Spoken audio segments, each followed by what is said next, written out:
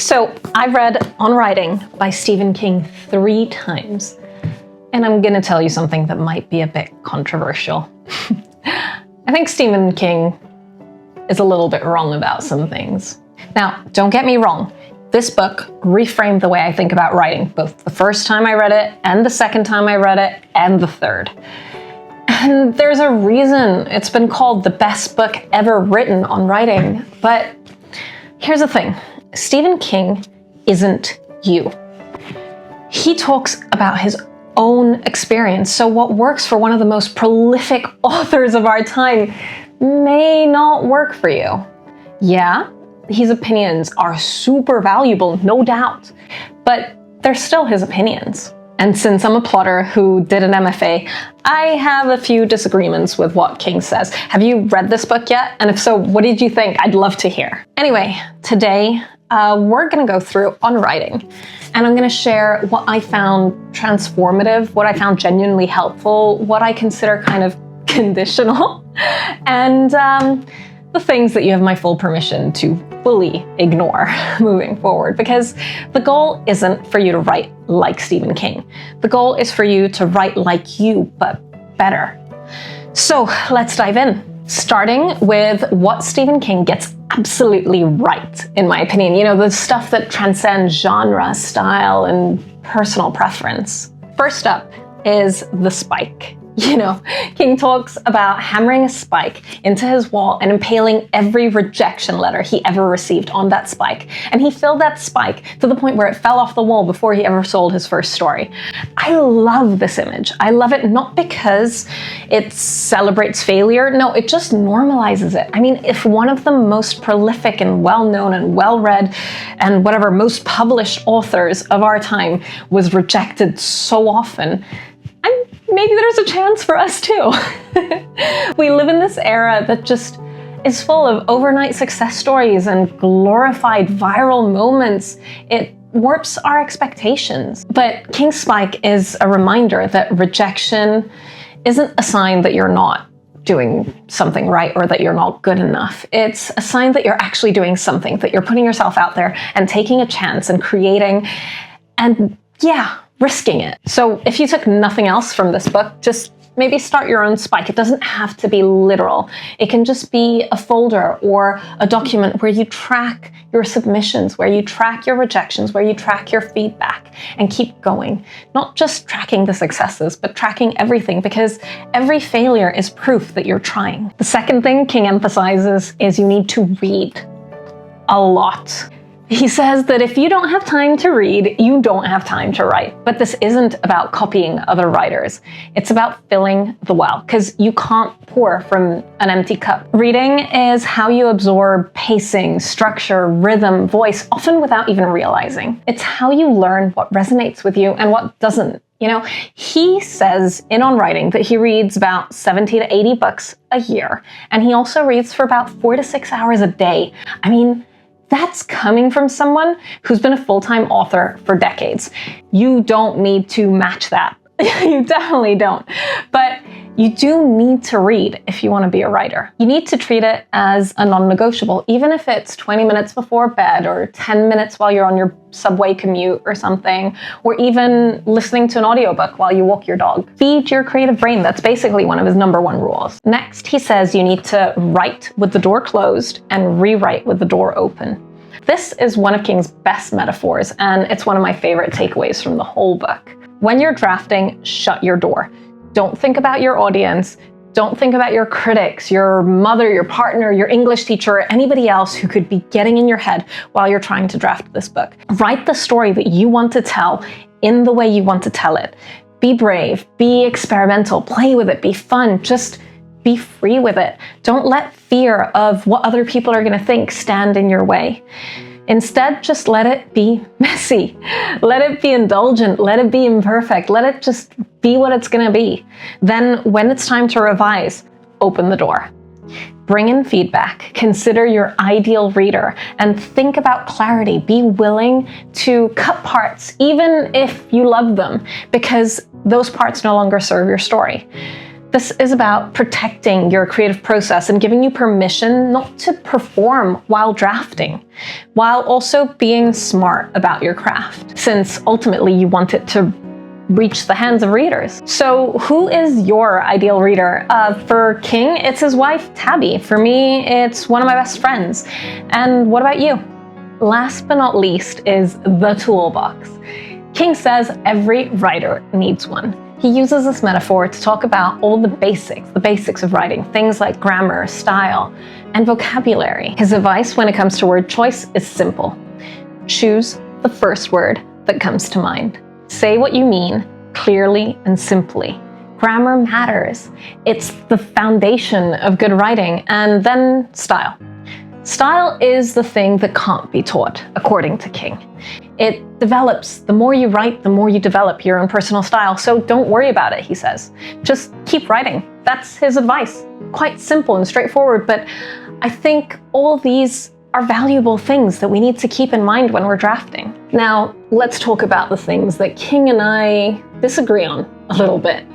At least these are the things that work for him, but aren't universal laws. His daily word count, for example. King writes 2,000 words every single day. Holidays, weekends, birthdays, doesn't matter. He's at his writing desk. At least his goal used to be 2,000 words. That's when he was writing this. Now he's slowed down a little, maybe to 1,000 words a day, but he's still prolific and he writes every single day. And that discipline is admirable. In a couple of weeks, I'm going to be trying out Stephen King's full writing routine. And we'll see how this is in practice, but you don't have to write every day to be a real writer. You really don't. You don't need to follow this rigidly. Some of you have full-time jobs, some of you have kids, chronic illnesses, disabilities, are caregivers or responsible for other people, or have just so much on your plates already. Some of you write in intense bursts and then need recovery time. Some of you are poets or essayists and don't think in word counts. King's routine works for him because he's Stephen King. He's been doing this for like 50 plus years. And he has the infrastructure, he's got the financial stability and the whole life setup that supports him in doing this and supports this rhythm. You need to find your own rhythm. Maybe that's 500 words 3 times a week. Maybe that's one intense weekend a month. Maybe it's voice noting ideas during your lunch break. Consistency matters, yeah, definitely, but it doesn't have to look the way Stephen King's consistency does. And of course, we couldn't talk about this book without talking about adverbs. This is one of the things that most people already know about this book. King says the road to hell is paved with adverbs. He really hates them in such a dramatic way. And he goes on a whole rant about how adverbs weaken prose. And you know what? I get it. Some weaker writers often use adverbs as a crutch. They use, "Come here," she said softly, instead of something like, "Come here," she barely breathed the words. See the difference? Yeah, sure. Here's my pushback though. Adverbs aren't the enemy. Lazy writing is the enemy. And adverbs are just an example of it. Some of the best writers working today use adverbs intentionally and beautifully. I say, ironically. Sometimes the right word is an adverb. King even admits that a well-placed adverb can work and that he doesn't remove as many as he wishes he did from his own writing. So the rule isn't never use adverbs. The rule is make intentional choices about your language. Know why you use an adverb when you use it. If it's pulling its weight, keep it. Next up, he challenges write what you know. King says this, but then he nuances it, which I really liked. He writes about vampires and, killer clowns after all. So what he means when he talks about write what you know is write what you understand emotionally. You don't have to have lived in a haunted hotel to be able to talk about isolation or madness and family dysfunction. But people take write what you know way too literally. And that ends up being really restrictive and limiting. You can research, you can find out, you can learn new things, you can imagine, you can extrapolate from emotional truths that you already know or have witnessed yourself. So yeah, write what you know, but you know a lot more than you think you do. King says that story comes from situation, not plot. And okay, this is basically where King lost me, because he says, and I'm paraphrasing here very loosely, that plot is basically a crutch for bad writers. He says that story should come from characters placed in certain situations, not from plotting. He is famously a pantser. He doesn't outline, he puts interesting characters in a difficult situation and just sees what happens. His example was Misery, which started with a single question: what if a writer was captured by his biggest fan? That's the situation. The story unfolded from there. King argues that plotting feels artificial, it feels constructed, like you're forcing the story to go where you want it to go, instead of where the characters want it to go. Now, I'm a plotter.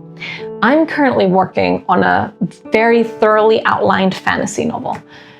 And basically, when King says plot is the last resort of bad writers, yeah, that stung a little. But I do think King is right to an extent.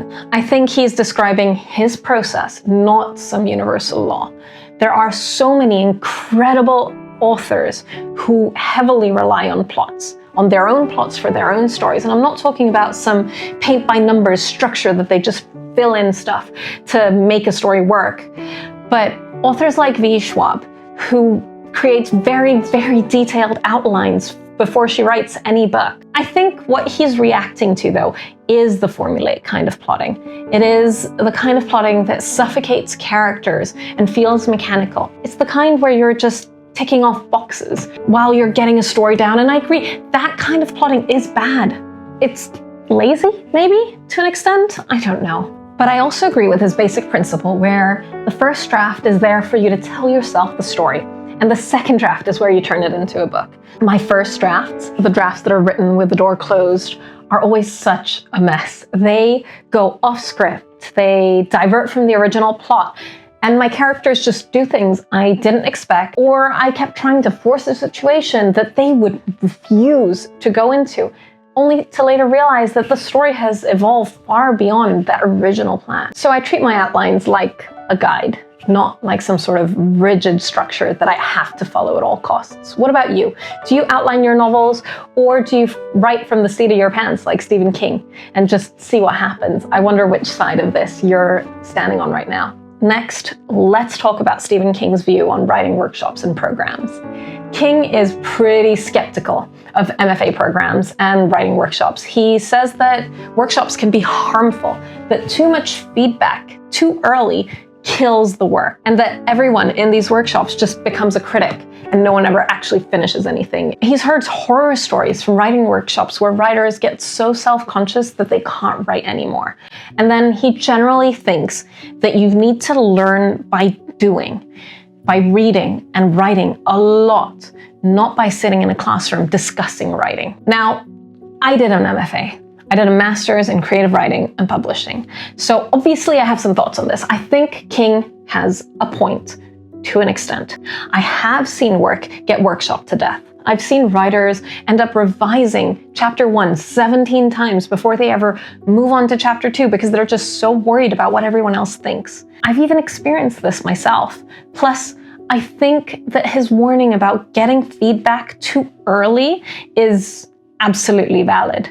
You need to finish a messy first draft and figure out where you want the story to go, door closed, before you actually let other people in. Workshopping while you're still discovering the story can end up being paralyzing. Now, while my MA wasn't the idyllic writing by the Seine kind of experience, and it wasn't even in Paris, so don't even go there, it did give me the confidence to take a stand and say, hey, writing is important to me. It's something that I want to pursue. I was among a group of other writers and bookworms, people who valued creativity and appreciated the impact a story can have.